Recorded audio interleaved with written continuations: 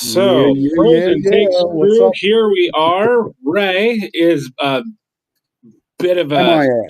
stick in the mud, MIA. So it's just me and Fred today. We're not doing a full pod, but we are at least going to give you guys a little quick how do you do. Fred, how are you doing tonight, buddy? I'm doing good. I'm doing good. In spite of the fact that my Yankees had to hang it up, and but there was light at the end of the tunnel because when when one amazing team closes the door, another amazing team opens a window, and the Giants pulled out what I knew to be possible. Yeah, yeah, Remember, yeah. remember when we talked about that early in the season, you and I were going back and forth about the Giants, whether or not they would be anything this year. And you remember I said to you, it wasn't that they were going to be, a top team, but I think they're going to hold true to what I said, where I think they're going to be able to be 500 or better. Yeah, I mean that game against the Eagles last week. I mean, for those of you that saw the halftime reaction that Ray and I did, I was speechless. Then we tried to do a post game reaction that lasted about 45 minutes to an hour, but we weren't able to upload it because it had way too much data. But I was speechless. I could not really fathom what I was seeing, Right, and I didn't have the time to really digest what I had just witnessed. right. Um, yeah, I don't think that the Giants are necessarily a team that's going to make the playoffs, but let me tell you, the Giants, they have a good young core there. I think Jackson Dart, he's he's the real deal. I mean, Yep. whenever I said it on the halftime reaction that if I was in watching any other game and it wasn't the Eagles, I'd be saying that Jackson Dart was having a wonderful game. I couldn't say Right. that because he was playing the Eagles. But I mean, you got Jackson Dart at quarterback, you got Cam Scatterbo at running back, Malik Neighbors at wide receiver. That's just your offense. And then you look at the defense. You got Abdul Carter there, kind of as your edge rusher. Mhm. Um, they got some good young pieces. I mean, if they're at least finishing in the top half of the draft in this coming season, man, oh man, watch out. They could load up on some young talent and really surprise some people next Well, year. here's an interesting take. Um, I think this next week they're going against the Broncos, and I think they have every opportunity to make a good showing there. Now, that's not necessarily a division game, but it is a meaningful one because if they can maintain a 2 game win streak momentum and then going back in the next week to play you guys again, there's some interesting backstory there. If they Yeah. do, that puts them at 500 in league play, and as far as the division's concerned, that puts them number one in the division. Yeah, it's crazy. So many The things are upside down right now that yeah, it's hard to predict that, but it there yeah, is a path to get them number one in the division. And yeah. I think the rumors, if they end up closing out, the rumors of um, OBJ after his suspension, he may end up throwing back on Giants blue again. He could. I'm not fully sold on that, but I think it definitely makes for an interesting story. Um, I mean, just Ray and I were just talking about the Eagles and Giants game, and it was embarrassing from an Eagles standpoint how Right, they were letting guys that were on the practice squad that had just been elevated completely moss them. right, Keely Ringo had an awful game, and I kind of saw it coming in the preseason. right. Um, when they were playing. God, who are they playing? It was their first preseason game. It was the Bengals, Yeah, and yeah, he completely whiffed right. on a tackle. And I was like, that's Keely Ringo right there. You cannot put Keely Ringo on the field, but here they Yeah, are due to honestly not re-signing Isaiah Rodgers. I think is really biting the Eagles in the ass right now because or cornerback 2 is a problem. right, And when you don't have Quinion Mitchell on the other side, they had to play not only Keely Ringo, but Adoree Jackson, two guys that should not be on the field and definitely shouldn't be on the field together. right. Um, it made for a disastrous outing, not to mention, as Ray and I discussed, the Eagles' offensive line has not been playing well, and the play calling certainly isn't helping them. Right. Um, the Eagles' offensive play calling, not just in the game against the Giants, but overall, has just been lackluster. Has been predictable, and teams are picking up on it. But yeah, like we were just talking before we got on, it's kind of like an upside down world in the NFL right now. Like right now, the Bills are trailing the Falcons at halftime. They were down Yeah. by 14. They were just a catch away from being down 21 at halftime, um, which is wild. The Bears, last I checked, they were up 13-7 on the Commanders. The Yep. Commanders have not been good this year. Um, it's been an upside down, crazy world. And then I feel a little vindicated, though. You look at the guys down in Tampa. And Right. Baker Mayfield, my God, he is playing out of his mind. I honestly think that right now, and it pains me to say this as an Eagles fan, the Eagles are not the top dogs in the NFC. Right now, Right. for me, up until the Lions just got totally destroyed by the Chiefs, Which I no was thinking one it was could have between the expected. Lions and the Bucks. For me right now, it's Bucks 1, Lions 2, and then it's everybody else. Yeah. Yeah. I don't know. Like I can't even guarantee that because really, yeah, there's been so many things that have been upside down. And like we said early in the season, the special teams have been making or breaking these games. And Yep. it's nuts. Like even tonight, the Bears, the first two scores were field goals. Yeah. Like they seem to be using their special teams effectively, but it ends up making the games, a toss up. As long as they can get within 50 yards of the field goal, they're they're taking it and doing it. So Yeah, and I just heard and watched a video about it.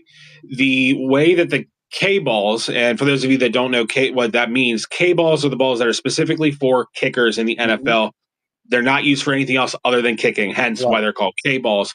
The K balls are now being scrutinized a bit more. How they're being prepped for games is different. So actually, the K balls are lighter than the actual, usual game balls. right. So yeah, it's setting up guys that normally you wouldn't think that have a cannon for a leg. It's setting them up to at least have a shot at field goals that are 40 yards plus. Now here's And we're here's my question. What is the reason for the K ball other than the fact that it doesn't have the tracker in it that the regular game ball has?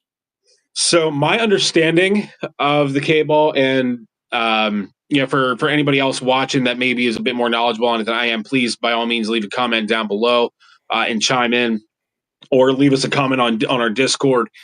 My understanding of the K ball is a fresh ball. Kickers like having a fresh, clean Okay. ball that hasn't been roughed up because it cuts through the air a bit better. It's a bit smoother. It's not as roughed up. Game balls, very similar to baseball, Fred. Yeah, They're mudded up right. because they're rougher. They're easier to grab. They're easier to throw. Easier to Right. hold. And until K balls have had a chance to be kind of worn in, then they're kind of transitioned to regular game balls.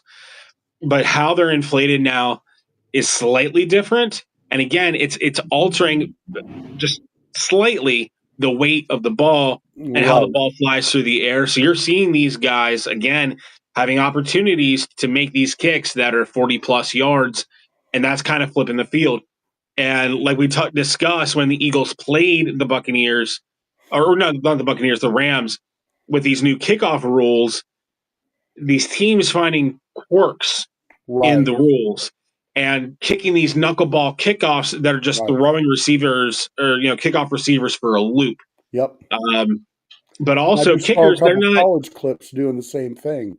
That exactly. colleges are now getting into that same game. Exactly. And in the NFL especially, the landing zone is still very new. Right. And you're seeing guys that are trying to kick those knuckleballs, that are trying to get the ball into that landing zone and give the kick coverage team a chance to kind of get down the field. Right. They're falling short of the landing zone, Yeah. which is now setting offenses up at the 40, cutting the field essentially in half. Yeah. So, but what's interesting to me, like we were talking about, just to kind of get back on the upside down world of the NFL, you're looking at the AFC. The AFC is just as upside down as the Yeah. NFC right now. Yep. The Colts Absolutely. have one loss. The Colts have one loss, and they're being led by Daniel Jones. The Right. Denver Broncos, who I said, they may be a sleeper, they'll squeak in. They have one of the best defenses in the NFL right now, full of no names other than Patrick Surtain. Yep. I mean, this is just, it's a wacky world out there in the NFL right now, and we are approaching the trade deadline. There's a lot of names that could get moved, a lot of players that could be seeing new homes here in the next few weeks before the trade deadline cutoff. And that's just in the NFL. Now, let me ask you this. Obviously, Sunday, the game was overseas, but with you saying the Broncos having the best defense, how is it that the Jets threw down 11 points on them, made it a close game when the Jets literally have nobody? Yeah. This year they're a team in the NFL. They're the same way that the Rockies were this year for the MLB. Yes, they count as a team, but they're not a contender in any way. What do you attribute to the struggle or the closeness of that game on Sunday? I think just to kind of answer that question, it's a little nuanced for me.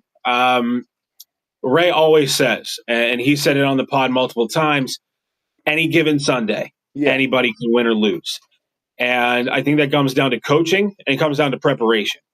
In the post-game reaction to the Thursday night game last week that we didn't get to post, Ray and I talked about what that really means in preparation for games. And really, games are, yes, they're won and lost on the football field, sure, but really, games are won and lost. excuse me, in the preparation beforehand. They're won and lost in the film room. Right. Any little edge that you can get in the film room to give you that edge, and then whenever you get out there, it comes down to execution. Whoever can execute really is what it comes down to. Right. It's any given Sunday. Broncos may have been trying some new things with a game that they pretty much knew they had in the bag, but could it have been that they were trying some different coverages and things they don't normally do against the Jets that maybe didn't work as well as what they thought, but you give it a shot. Potentially. I mean, also they're not an in division. I mean, yeah, they're an in conference opponent, right, but they're not an in division opponent. You don't see them twice a year. Exactly. So you're lucky if you see them once a year. Yep. So I feel like that.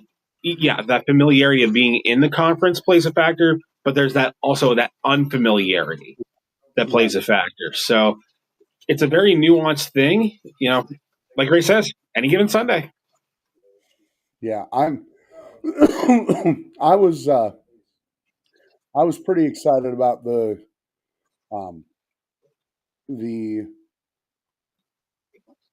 showing of the Steelers, even though I picked the Browns over the Steelers.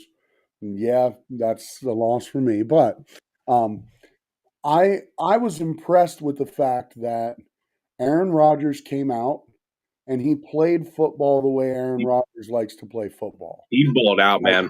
He was calling plays mid-play. Like he was he was directing receivers on where to get open. Like Yeah. he was actually managing the football game the way that I remember old school quarterbacks doing. That was a Peyton Manning thing. You know, Yeah. that was that Yeah. was a Joe I Montana. will. You always saw Joe Montana directing somebody somewhere else as he's ducking behind someone and then landing a 60-yard pass that no one saw coming or was not able to be defended because he saw what needed to happen and was directing it mid-play. Like Yeah. that I mean, that really I was cool to me. I will admit, and I will eat crow. I really did think that Aaron Rodgers was not gonna have that good of a year, and I mean, he hasn't been perfect, but he looked a hell of a lot better than he did in New York. Yeah, and I I mean don't he's he's definitely not in his prime anymore. know.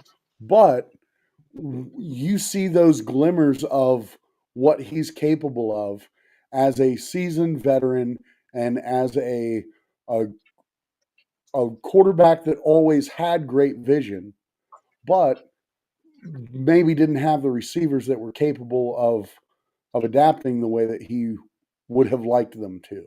And Yeah, seeing seeing all the tools in play and them being able to handle that on Sunday, that was just a cool football game to watch. it really was, and I also want to give props to Minnesota. You know, Yeah. they lost JJ McCarthy, their young quarterback, and let me tell you, I mean, they picked up Aaron, yeah, I almost said Aaron Rodgers. They picked up Carson Wentz, who you guys know I've been hard on. Um, I'm not a huge Carson Wentz fan, but he's played fairly decently. Yeah. He hasn't played super well, but he hasn't been the reason why they've lost games. Right. Um, and I said to Ray, when we were watching the Eagles Giants game, right now, yes, Carson Wentz, he has another game before he plays the Eagles. But if you're Carson Wentz, you got to be licking your chops. Oh Like, you yeah. got to be Yeah. looking at this game against the Eagles thinking, I have a chance to kind of be like, screw you, Philly. Right. And but I will also say just props to the entire Minnesota organization. They played two consecutive back-to-back overseas games. Yeah. Yeah. Correct me if I'm wrong. I do believe that's the first time in NFL history that's been done, Yeah. and they it didn't seem to affect them all that much. Right. So that comes down to preparation. That comes down to coaching. So props to the Minnesota Vikings, man. Yeah. I I think there's a lot of teams this year that in more than just the any given Sunday, I think there's a lot of teams that are starting to figure out how to put the pieces together. While it may not be as consistent as they'd like it to, there's those little glimmers of, wow, we do have a team, Yeah. and and some of the upsets as you're watching the game, if you had no preconceived view of either team, that team just looks solid. Like Mhm. it's not that these games are, you know, five interceptions and the team just so happened to get two of them in for a touchdown. It's like Yeah. the games are legit good competition games, and Mhm. it just ends up going the other way. But Yeah. I like you have been very surprised at the kind of upside down nature of this whole season so far. It's been wonky, but let's talk about, if we may, the elephant, or dare I say, the Nittany lion in the room. Ho, ho, ho, ho. James Yes, sir. Franklin Yes, sir. being fired as the head coach of the Nittany Lions. I see you did post my short. And for those of Yes. you that watched my short, I will correct myself. I fact checked myself. I was wrong, but it doesn't make what I said better. As a matter of fact, it makes what I said worse. Exactly. James Exactly. Franklin, he lost not only three consecutive games, he lost to the Oregon Ducks, which, okay, you lost to another top ranked opponent, but he hasn't been good, at least in Penn State, against top 10 opponents. So he lost to the Ducks, then got upset in UCLA against the Bruins, an unranked team, and then gets upset again at home, homecoming against Northwestern. uh, I don't remember what my prediction was off the top of my head, but I did say that I think that James Franklin was on thin ice. I don't think we really thought that it was this thin. Yeah. Man, James Franklin, he's out as the head coach, but he's not hurting for cash. He's getting about 48 to 50-ish million Right. dollars in buyout, so he's not hurting. But you got to think that Unhappy Valley is maybe a little bit happier. I've seen it on my social media feed. I'm sure you've seen it, but this is something I haven't seen coming out of State College really ever.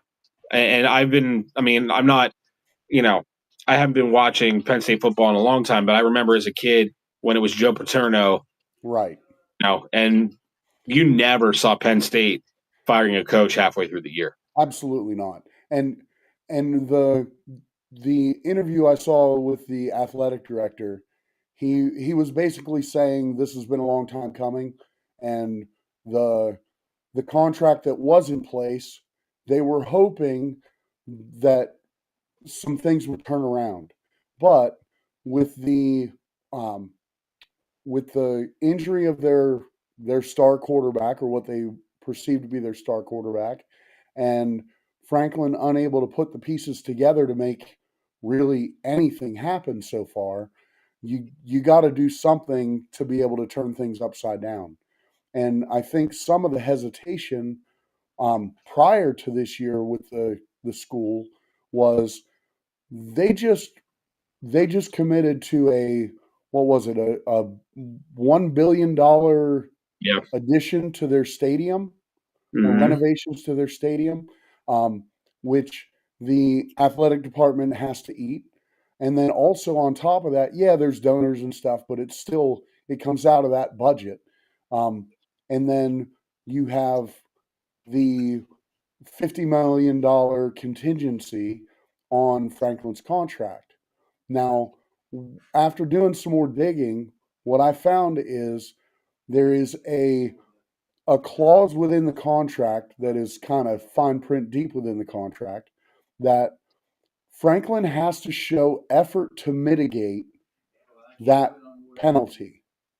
So basically, what that means is he has to, once upon being fired and separation from the college, he has to pursue a similar position. And if no one takes that option, then it's kind of like a severance. If someone takes that option, it can reduce that money almost down to nothing. So depending on what the size of the contract that he's offered by someone else, that 52 million might not even have to be paid out to him at all. It's kind of built into the contract as a filler between jobs, Mm-hmm. but he's already at the last year of that contingency, and they said, you know what, it's worth the risk if no one else wants to pick him up. But as I'm sure you've seen this already too, UW is already, chomping at the bit to talk to him about going there. Yeah. UW fans are not excited. No. They're quite upset, and Our they're UW fan happily is not excited. right. They're happily offering their head coach to swap with Penn State because they know the destruction that would cause at Penn State. So they're not happy with their current coach, but they surely don't want Franklin replacing him. But Yeah. it what the ads do in that situation is what they do, and whatever the school offers them, if he takes it, they're they're his problem now. There is problem. Yeah, that's an interesting take. I never really thought of that. This morning, while I was getting ready for work this morning, I was listening to, as I usually do when I'm in the shower, I usually just put on a video and I listen to it while I'm getting ready. I heard, I listened to this report that there really wasn't a whole lot of in locker room leadership from the players. They Right. were really reflecting the leadership that was James Franklin, Right. and you could kind of see that on the field. Yep. And now that Drew Aller is hurt and done for the rest of the year, I got to thinking about what does that mean for his NFL draft prospects? Because had he declared for the NFL draft after last season, he probably would have been a first or second round pick. Right. And now that he's hurt and he really wasn't performing well this year, I was thinking, man, if I'm an NFL GM, what if I'm going to pick him? Where would I pick him? I'm not picking him in the first round. Right. I don't know. Second round seems a bit rich to me. If I were to pick Drew Aller, third or fourth round, unless he just wows me at the Right. NFL scouting combine. I really do think, and I feel for the kid, but I feel like the injury and honestly the coaching in Penn State has really hurt his NFL draft stock. Not to Yeah. mention the other players that are looking to declare, but the spotlight has really been on Drew Aller, and he has not been playing well. He's been throwing untimely interceptions. I mean, that's why they lost to the Ducks. He threw Yeah. an interception that sealed the deal. He couldn't drive the team down the field and score a last-minute touchdown against the Bruins. And Yeah. then against Northwestern, he was just a bumbling, fumbling mess until he got hurt.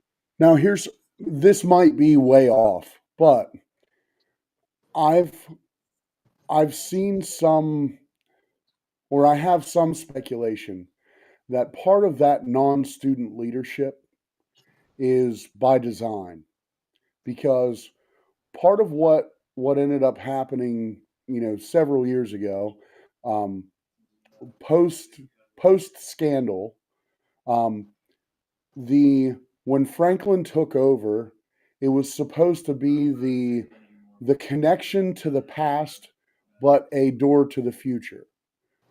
The problem was at the same time, while the scandals were all happening with the coach stuff, there were a lot of students that were football players that were getting in trouble.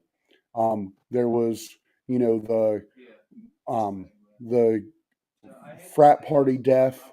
There was tons of investigations into players, and I think by design, Franklin was brought in to be that leader and to not, I think to their detriment, to not have a student leader because there wasn't one that was rising to the top at the time.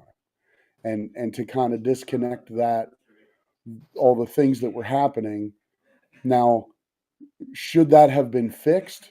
Should he have handed that torch to a shining star student? Absolutely.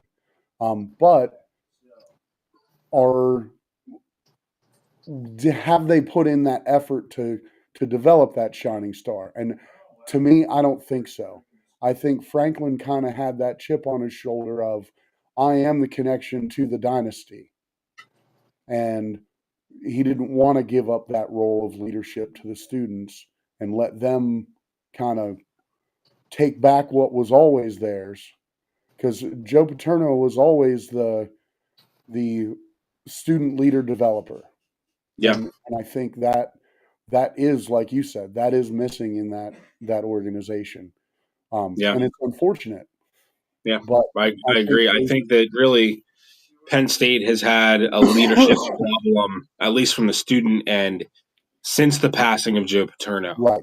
I really do think they've had kind of an identity crisis. Yep. To his credit, and his name, oh my God, the coach that was hired right after the passing of Joe Paterno, his name just slipped my mind. Oh my God, Brian, I forget his name. I'm terrible podcaster. But the coach that was brought in right after Joe Paterno, he kind of rehabbed them. And I know you're looking it up. Thank you. Yep. I know he rehabbed them, kind of brought them, coached them through, but then left for the NFL. And then James Franklin comes along to kind of be that next face of Penn State. But there's really been an identity crisis in Penn State. Tom Bradley was the interim until Bill O'Brien. Yeah, Bill O'Brien. Yeah, Bill O'Brien. So it's been a bit of an identity crisis at Penn State University. I think they're going to have a little bit more of a rocky road ahead. But And 2 years, when you have a team like that, that's a dynasty team. You have Joe Paterno, who's spent, well, arguably his whole life yeah, yeah. in with that Before organization, either and one of then us were born.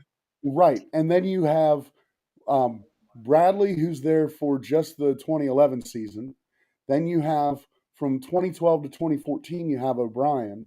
It's short term guys that, yeah, they're looking for what's best in the organization, but there isn't that figurehead that Yeah, was always there. So they thought James Franklin, having was the guy. been in the organization, having been kind of, for lack of a better term, groomed under Joe Paterno, you would think that he would see the importance of that same leadership. But I personally think that the at least from the outside perspective, that Chip and enjoying being the leader without developing student leaders is has been kind of a downfall. I agree. I agree. Now, one last thing I want to touch on before we kind of call it a wrap.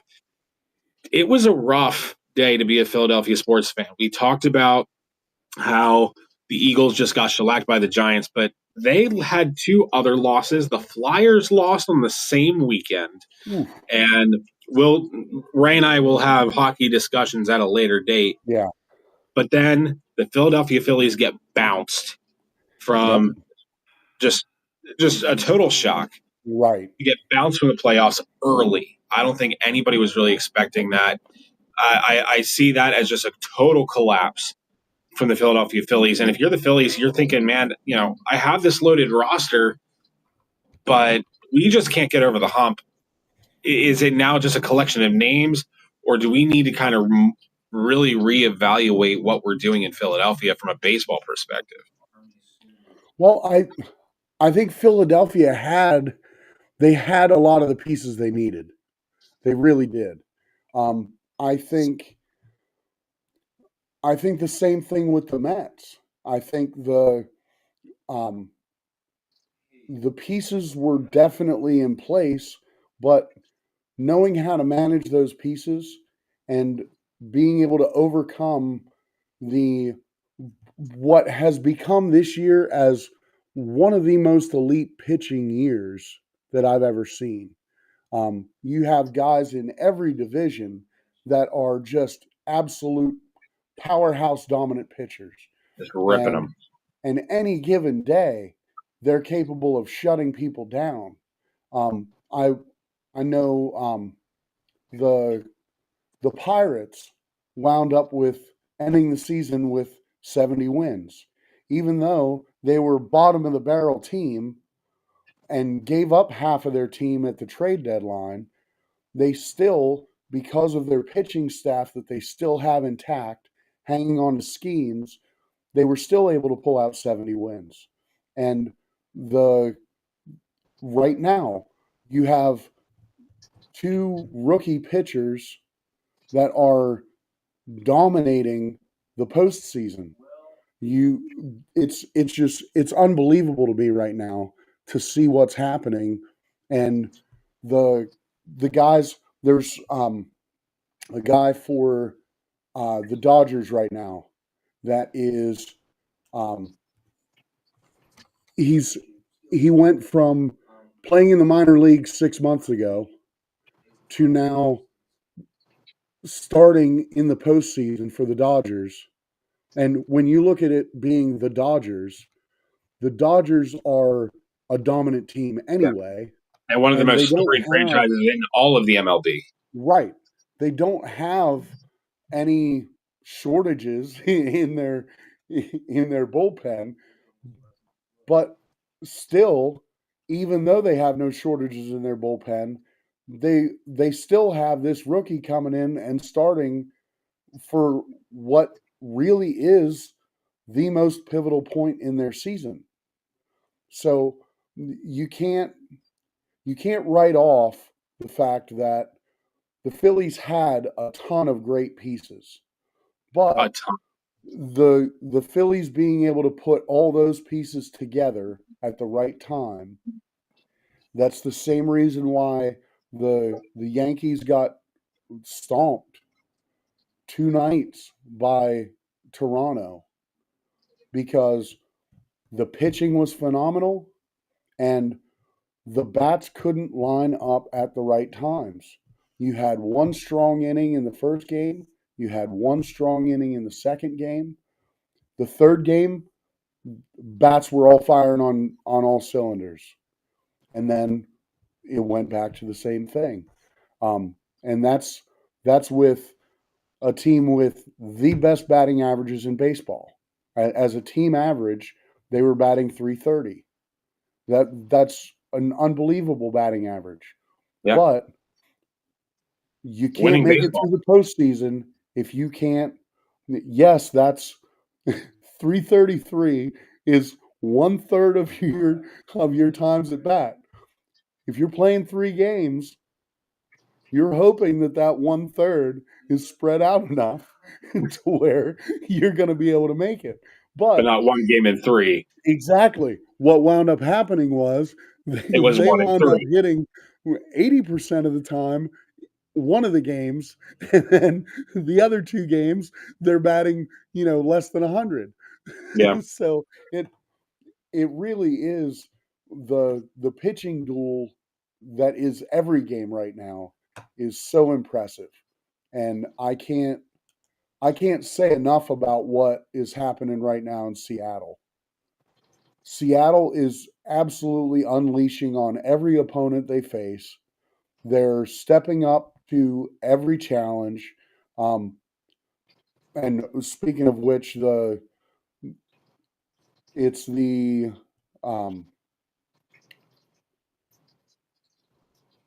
beginning of the 8th inning, and the Dodgers are leading the Brewers by 1. Ooh, that's got So to be hurting that our buddy Ray. right, but you think about it, with the Brewers bats this year and how many runs they've been putting on the board. This rookie pitcher, Just who shutting him 6 months ago was was playing single A ball, is shutting them down, and they Had have no six, answer to it. Absolutely. probably had six roommates. Was eating ramen every day. Absolutely, absolutely. He was he was on the road traveling with his single A team, wishing someday they're going to make it big, and here he is, one of the most important games of the season. Yeah. Um, and One thing I wanted to kind of touch on. I'm sorry to kind of no, sidetrack you're us, fine. but you briefly touched on it, and my mind hasn't been able to let go of it. You mentioned Pittsburgh, even basically going barn sale on their entire franchise in the Mhm. MLB. They still got to 70 wins. If you're, and I know kind of in our first episode, maybe it was our second episode, I just trashed the Pittsburgh Pirates franchise and said, look, you guys suck. You should be ashamed of yourselves. Why are you even here? But honestly, kind of thinking about it now, if you're a Pittsburgh Pirates fan, you got to kind of be looking at this kind of glass half full. Well, okay. Here's what, for those who are Pirates fans out there right now, you know exactly what I'm talking about. Their Pittsburgh tries to save their headlines because obviously they weren't making it to the playoffs. They knew that at the All-Star break. But you keep seeing names getting dropped. The the Pirates now have this prospect. They now have this prospect. They're developing players, and what they're doing is they're using the second half of the season now, because none of the games matter. Yeah. They're using the second half of the season to bump people up, bump people down. They've been moving people up and down between their AAA ball club, and especially in their bullpen. They've been moving people up and down, giving them a chance to play in the MLB and kind of testing the waters. And part of the Pirates have the third best development in baseball, even though they can't seal the deal. They can't get to a postseason and actually close the deal, but they can develop players like crazy. And you remember whenever we were talking about the Pirates, how I believe that the Pirates ownership look at that team as a business. And from a business perspective, if you can take guys who are nothing, nobodies, you can develop them for a year, especially develop them for a year where nobody's paying attention to them as the second half of a losing season. They have the opportunity to pitch, they have the opportunity to develop against the best opponents that they can possibly face. Even though those games don't matter, they're learning, they're developing, and then they come out next year as some shining star that gives them leverage to then make more money. And the trade market is what the Pirates have always, or in in the last 10 years or so, have been consistent with, is being able to develop guys well enough that they might have that low pay scale. Skeens is a perfect example, only making $100,000 a year. That man's worth every bit of the multi-million dollar contracts that any MLB pitcher that's on a decent team is making. And finishing out the season with the best ERA in baseball, only making $100,000 a year. And then you have these guys that are finishing out for the Dodgers that they have a higher ERA and they're making almost 50 times what he's making. So the marketability of a player that comes through the Pirates system, they're not worried about that player being able to perform whenever they come to their team, because the wins and losses don't matter. To them, they don't. Exactly. But when you look at Skeen's stats, they've only kept him to 5 innings a game. So he's never been able to have no hitters. He hasn't been able to have complete shutouts. The ability that he's had is the ability to develop, face the best pitchers in baseball, and make himself marketable. So now every team wants him. Like, there's no team that would turn him down. But the talks that are still happening now that the Yankees are finished, he's let slip that he would be open to going to the Yankees. So if you think, with Bellinger denying or turning down his $25 million contract renewal, he is now up for free agency. So that $25 million is up for grabs. Is he worth more than that? I would say Skeens would be. Mm-hmm. But if he would be happy playing his second year in New York for $25 million, listen, that pay jump is huge. And if you're going into an already well-developed bullpen, David Cone will be back. You got I'm sorry, not David Cone. Shoot. No help from me. I forget off the top of my head. Anyway, their go-to star pitcher has been out all season. So they've been bouncing back and forth between starters. They've found a great one in Freed. He's been doing excellent toward the postseason. But the biggest thing is, if they can get another powerhouse starter. They already got Bednar as their closer from the Pirates. To be able to skim another excellent player from the Pirates would be an amazing addition. But like I said, any team in baseball is going to be chomping at the bit to get a hold of Skeens. It's just a Yeah. matter of where he wants to go and what he's willing to accept. And I Um, think, like you mentioned, the Pirates ownership and leadership looks at it as a business. If just kind of again, my final take on the Pirates and as an organization, like you said, if they can develop players, you have to be thinking of it as a Pirates fan. If we can develop guys and get to 70 wins and we don't care, imagine if we actually cared yep, about wins and losses. that is Imagine what we exactly could do if we actually cared. yep, that is exactly what the fans say. They have the last game that one of my coworkers went to. They actually had a a banner plane, if you know what I mean. They have Yep. them at like the beach and whatever. They had a Yep. banner plane that said um, "New Pirates ownership" that was circling the stadium. I mean, they're the fans chant it. They want new ownership because they see that if the Pirates would hold on to even okay, let's say you're going to develop and flip players, but let's let's save those players and have the mindset of we have to hold on to them for 3 years.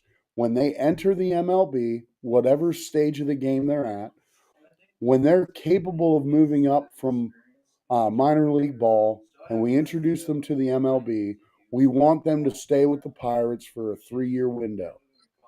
That gives them the ability to hang on to the guys that they know are going to be decent, plus the guys that they want to keep longer as their staple players.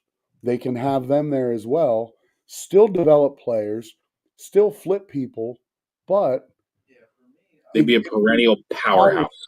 exactly. It gives them the ability to honestly have the pick of the litter from all these guys they developed, and they can choose what talent they hang on to. But if the template is hanging on to them for 3 years rather than this 1.5 year business, it it would make the entire franchise more competitive. Yep. Absolutely more competitive. Well, Brett, yeah, I almost called you Brett. My God, I'm tired, Brett. It's only Monday. It's been a long week. I unless you got, I feel like we touched on a lot today, and Yeah, we said absolutely. coming into today's episode we were only going to do a half hour, but we're already at 45 minutes. I feel like we touched on a lot today. Well, one thing I do want to hit on Yeah, is this is something that Ray and I talked about, and it was my contingency preference for the World Series if my Yankees didn't make it. But it seems to be coming true. I had said to Ray, if the Yankees don't make it, what I want to see as a World Series is Seattle against the Brewers. Um, that would be an amazing series. Seattle has not won the the ALCS in 24 years. The Brewers have not seen a World Series in 24 years. So the the battle of the two in the World Series, the way they're both hot, they're both scrapper teams. They both pull runs out of nowhere. You have uh, Cal Riley as the best hitter in baseball right now. Still, I don't know where he's getting these home runs from, but they're just going every time he just walks up, and it's against, like I said, against these pitchers that are shutting down everyone. And the Seattle has just had this ability recently, and honestly for a good part of the season, but very recently to consistently the guys will just walk up to the plate and their their eye is fixed on a pitch and they let it sail. And it's just it's so impressive the way that they're doing that. given the fact that the pitching is so dominant this year. Yeah, I think that would Doing make something one to the hell. same. Yeah, I think it would make one hell of a World Series. You have, like you said, you have two organizations that really just kind of found lightning in a bottle this season, Yeah. and then you have two organizations that have been able to, despite having stellar pitching this season, they've been able to get their bats around, make solid contact, and get opportunities in the field. Now I here's the think that other would make kicker. one hell of a World Series. Yeah. Here's the other kicker that is, as a Yankees fan, is rough to wrap my brain around. The the Blue Jays beat the Yankees 10-1 in the first game of the series. Um, they held the Yankees down, and there was no chance of them fighting back. Um, the the whole series, their pitching was extremely dominant. Now you see them against the Mariners, and Seattle game one beats them 3-1. Game two, Seattle beats them 10-3, and the pitching doesn't seem to matter. Like they're just walking all over the Blue Jays, just like they've walked all over everyone else. And I I honestly think the as a World Series contender, that World Series game would or series, I don't have I don't have any reservations in saying that there's a good chance it would go 7, Wow. because as as well as both of these teams are playing, and as much as it could swing either way, given the fact that both of them put runs on the board, pitching doesn't seem to matter. They're they're hitting, and it's just, are the fielders in the right spot at the right time to get the outs, or are they just watching another run rack up on the board? You know what I mean? Yeah, So I it I would. have a feeling that if those two teams do make it to the World Series, that we're looking at a there's no way there's going to be a sweep. Yeah, yeah, But I I really think we're looking at a 7 game series, and an exciting series. And honestly, it would be a record breaking thing for either team, which I'm all for. The two underdogs and one team that's never been there, one that hasn't been there in 24 years. Let them have their opportunity to shine. And the teams that they've beat out to get there, they're they were no earned it. slouch. You Yeah, know, they would have the earned it. the Cubs, they're the ones who took out um, Philadelphia, Yeah, and the Brewers seem to have, well, not any issue with them at all. yeah. So I, it It's going to be an definitely shows. interesting. It's It going to be an definitely interesting shows the path to the strength. World Series for sure. Yeah, it shows the strength of all these teams, and I really think this year, having been the year of the pitcher, that has overshadowed the fact that the hitting that we've seen has been unbelievable. They've made some changes. More people are starting to consider and have been trying the new torpedo bat. Mm, Um, there's other development things that hitters are doing that are making them a little bit more consistent and cutting down their swing times pretty consistently, which just makes baseball a little bit more exciting. yeah, Um, yeah. but We're in for it's a wild ride to the World Series, and yeah, absolutely. as we always say, leave a comment, leave your take, down below on our Discord, on our Facebook, wherever you may find us. Yeah, Search let us know Frozen what you Takes. think. If Let us know we're what you think. if we're way off, or if you want to argue with us, or you just you have to tell me how horrible the Yankees are, go for it. I would love to hear that 1,000 times in the comments. Yeah, Just we would love to hear it. yeah, We would let love us to hear know. it. Well, I'm Alex. This is Fred, and man, that was a packed episode, Fred. Yeah, For for a couple of guys that, we said, oh, we'll make this a quickie, and look at us. Right. We've been chatting for an hour. So signing off, Frozen Takes. Thanks for watching, guys. We'll see you next time right here on Frozen Takes. Have a good night, everybody.